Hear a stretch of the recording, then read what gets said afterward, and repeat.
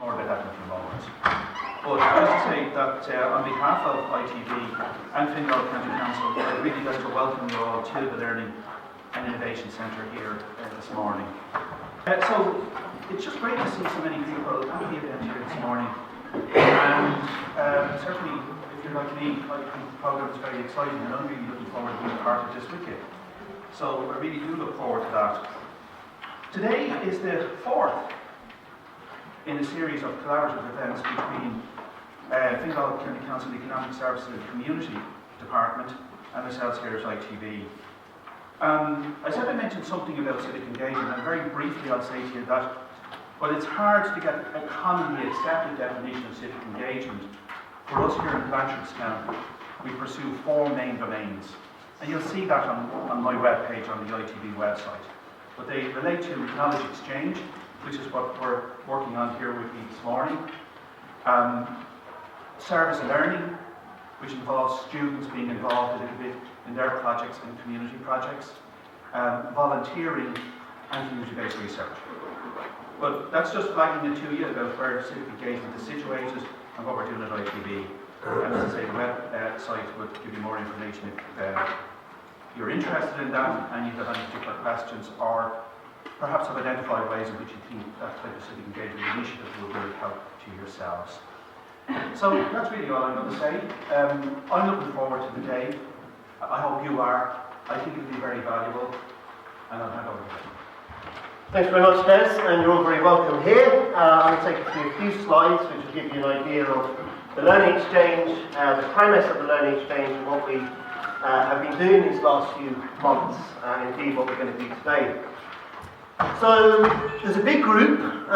Usually we work with smaller groups, but it's fantastic for so many different people. Today's a good deal about sharing, so the first thing I'd like you to do, please, is turn to the person next to you, in front of you, introduce yourself, perhaps tell them what you had for breakfast, and do your first piece of sharing, please.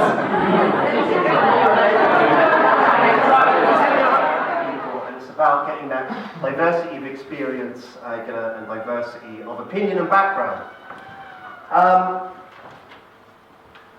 When we set up this exchange with Des in the ITB, it came out of discussion from something called the RAPID program, which some of you may be familiar with. And again, it was felt that some of the economic and social challenges we were looking at, it was about broadening the experience and broadening the sort of people whom we interact with. And taking people out of the environment sometimes in which we are working in and coming to environments like this, which I think to create and promote learning amongst us. And quite simply, one of the first challenges which we identified were around I suppose local jobs and sustainability. There was an interest in the social economy at the time. So the last three events have been around various different variations around social enterprise, and from that, and as we'll find out today, there's the potential, hopefully, to fulfil some social purposes, fulfil social needs, and hopefully sustain and perhaps grow local employment. So put simply, the ideas and our collective ideas and energy, should and could be making impact locally. Specifically, we want to see your ideas grow and help you make the impact in the communities you're serving. I'm not going to bear too much on this slide, but suffice to say we've documented some of the stuff which we've done before, and there's a work plan in there, so I think some of those materials are in your pack, or you can contact them on the ITB website.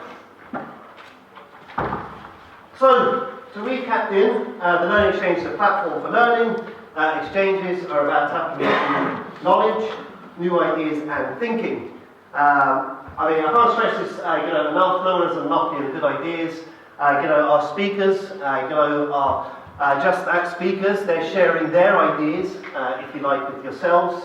I know, in talking to Janet in preparation for today's event, I went out and met some of you as community centre managers, and there's enormous experience within this room, both the community centre managers and others in what you do. So I fully expect that to come out in today's session. As I fully expect that there be some challenges in terms of some of the content which comes out, perhaps some differences of opinion, but at the end of the day, we're looking to open up new ways perhaps of looking at particular issues which we're facing as a whole. So, in saying that, here's the agenda for today. You're very much, and I don't think, Janet, if you want to put up your hands there, Janet's at the back. Janet is responsible, for, this agenda. It was Janet who attended one of the Learning Exchange events, a wee while ago, and I think when discussing the whole issue of social enterprise and social purpose, and listening to, the fact that I guess there's elements of income generation and, potting any income you get and reinvesting it into a community facility and that community facility doing good. I mean, it wasn't a big stretch of the imagination to say, okay, I manage a network of facilities, and in fact, these facilities, could, be counted as social enterprises. So it's from that discussion, and I think, those of you who are part of the Community Centre Network, I think you identified the area of planning or business planning as an area in which you'd like to look more. I'll put session 2 down very glibly as storytelling, but it is. I mean, we've invited 2 people just to tell a wee story about how they do things or how they've managed their enterprise and through the prism of social enterprise. Not because they're a model, not because they're the best thing going, but because hopefully it prompts some discussion. And in finance, of course, we're interested in finance. We're interested in finance because finance, is contracting, and how, I guess, do we make up, some of the differences in that. So at that, I'm going to stop. I hope you enjoy the morning, participate and get involved. For the next 50 minutes or so, I'm going to hand you over to Caroline here. Caroline Egan. I have a startup company called Crandon Tech. And where you will have seen me in the past is through work that I do with Carmichael Centre for Voluntary Groups. I'm going to tell you a little bit more about that later on. But before I kick off this session on planning with you, because of where I'm based, I'm reminded of a story. Anyone who gets up here will have a story, no doubt, to tell. And my story goes all the way back to the mid-90s. The only thing that you need to be successful in business are good contacts. Well, we all know where that got us. Contacts are important. But years have gone by, nearly 2 decades, and so I would add to that young man's father was right. Good contacts are very, very important, but you need a few other elements in the mix. So if you take nothing else away from today, and when we're looking at the whole area of business and enterprise and planning, what I would say to you is that you need, at the very beginning, a really good business model. And one of the things I'm going to do with you today is look at the business model canvas if you haven't looked at it before, and why it could be a very valuable planning tool for a lot of social enterprises. So we need to get the business model right. The second thing you need in any operation, whether you're social enterprise, whether you are a standard charity, whether you are a not-for-profit, however you describe yourself, is positive cash flow. Even if you can't generate a surplus or make a profit on what you do, we have to have positive cash flow. And yes, we have to have good contacts, which is why a session like this is important. But what I will also encourage you to do after today's session is to think about the wider community in which your centres are embedded and the kind of contacts that you need there. But there's a fourth thing that we need that's recognised when it comes to enterprise and planning. And what I did when we were having a coffee break, I took a look at one of the stands that's in the corner of the restaurant area. And it shows you there a listing of people on the New Frontiers programme here in Institute of Technology, Blanchardstown. And if you were to talk to the head of the New Frontiers programme, they would tell you in making a decision to invest in one of those companies, what they're looking for is the team of people that they have. So that's the magic recipe.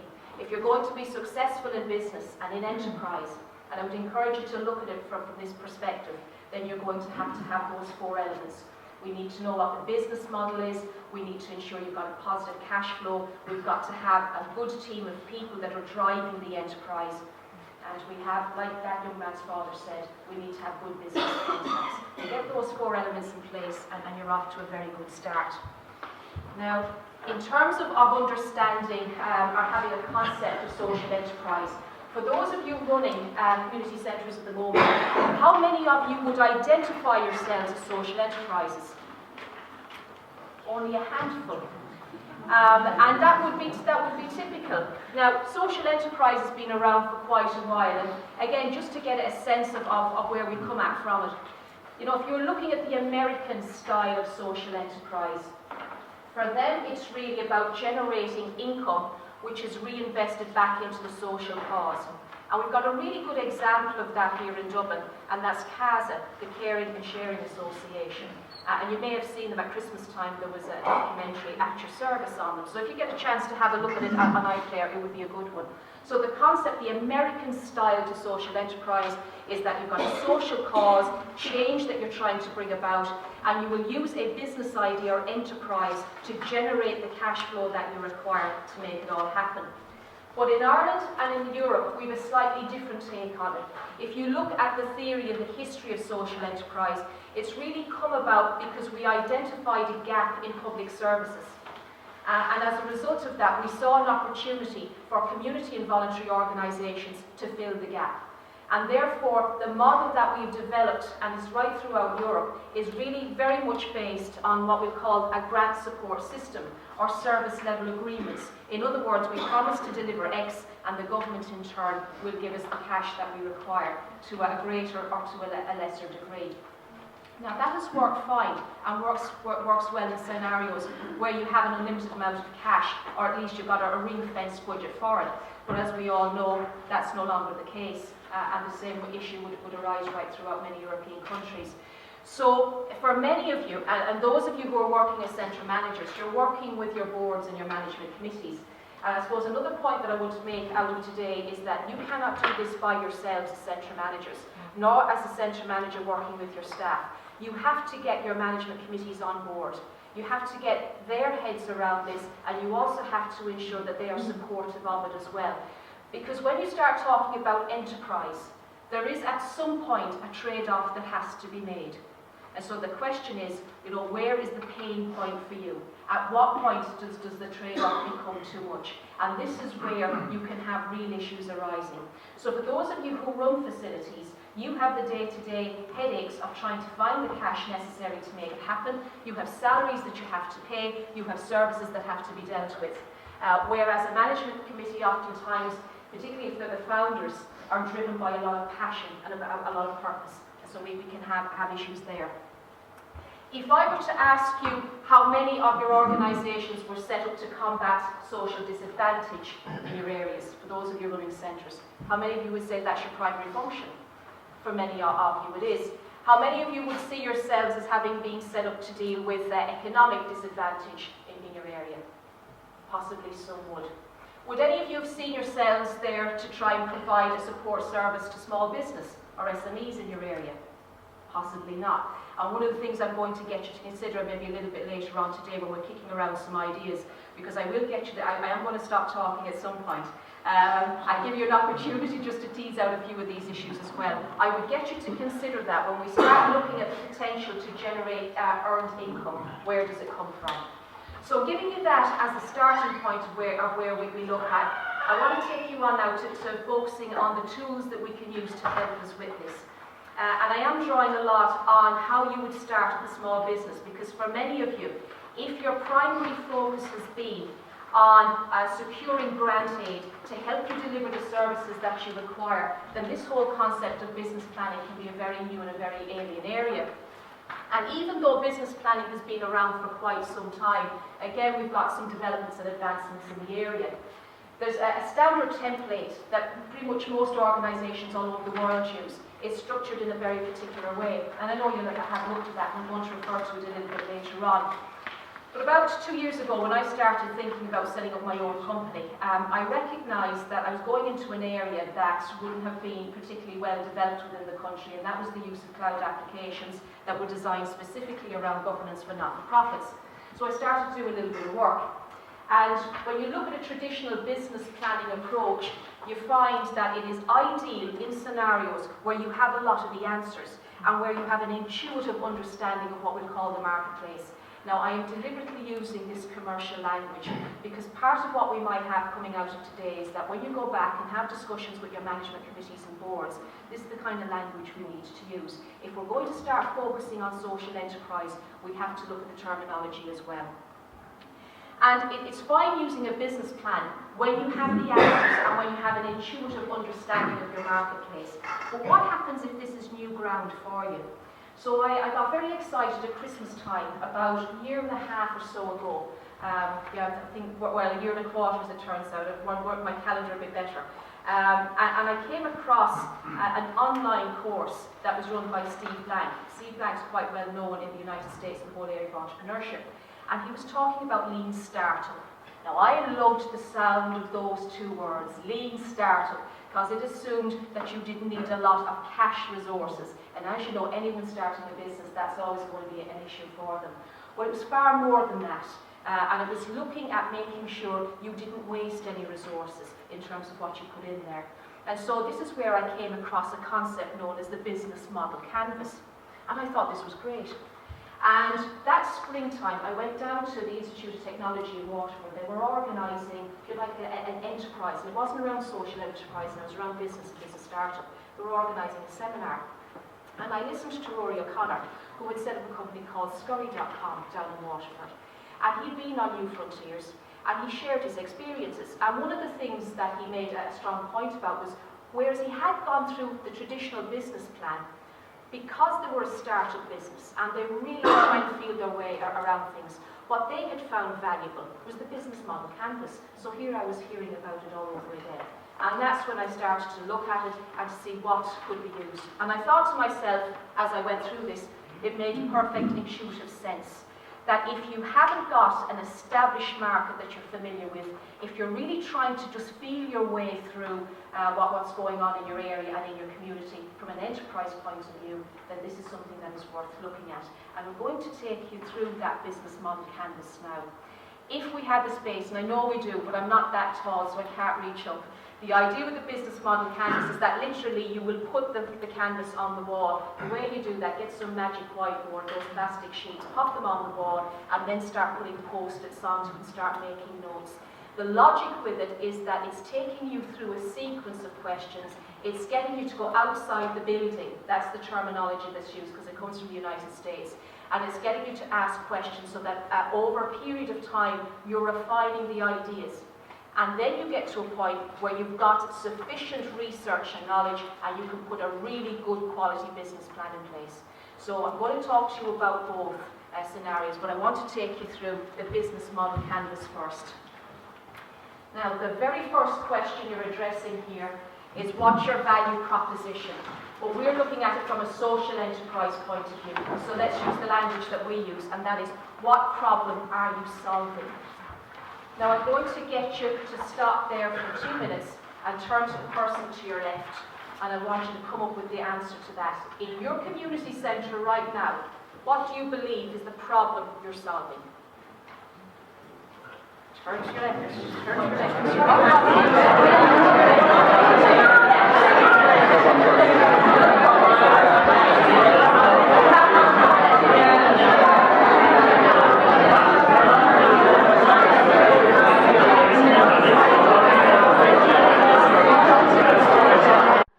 Can I play devil's advocate a little bit with you? So, somebody be brave and tell me what problem your organisation is solving.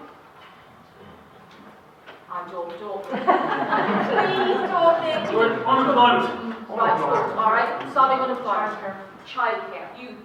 Youth. Provision of space for youth to use. Okay, that's a good one. That's moving us more into something we can work with on the enterprise side. Not that the rest are wrong, by the way. It's just this it. Engagement of people living in the town. Good. Okay, so you're getting people included, combating exclusion. Social exclusion, Social exclusion. Food poverty. Food poverty. Now, the reason I'm asking this of you is that the next thing we have to look at is who's prepared to pay you to solve the problem. That's the key. And in business, when you start out looking at this, what problem are you solving, you're assuming that there's a client or a customer base who have a problem that is worth paying to solve. I'll give you a very tiny example of this. Because I run a small business and I use a lot of photocopying, I'm not prepared to invest in a machine because I just don't get on with them. I've got a lot of negative energy, clearly, that interacts with them. So wouldn't it be great if I could get this service for me? Now I can already. There's a lot of photocopying services out there. But think about it from your perspective. For those of you with a lot of photocopying facilities, there's a lot of people like me out there in the community. And if I was approached and said, listen, we've got a local family resource centre, we've got a local community centre, why don't you give them money and you do a bit of social good with it as well? You know what? In my own small little way, that's my contribution back in. So you would be surprised at the amount of problems that are out there in your greater community. And when you can have the opportunity to step back and look at it, that's where we see it. But that's the key.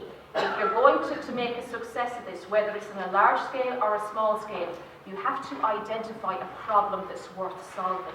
And more importantly, a problem that somebody is worth or will be prepared to pay you for. Now, when we look at a traditional approach to funding the community voluntary sector, we've looked at government for this.